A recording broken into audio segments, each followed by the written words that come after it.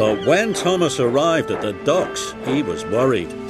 The bridge section was very long. And it was very, very heavy. Thomas pushed and puffed, he huffed and chuffed.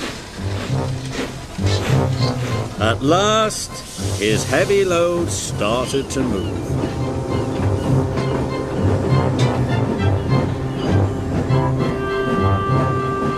Thomas puffed slowly up the line. His pistons pumped and his axles ached.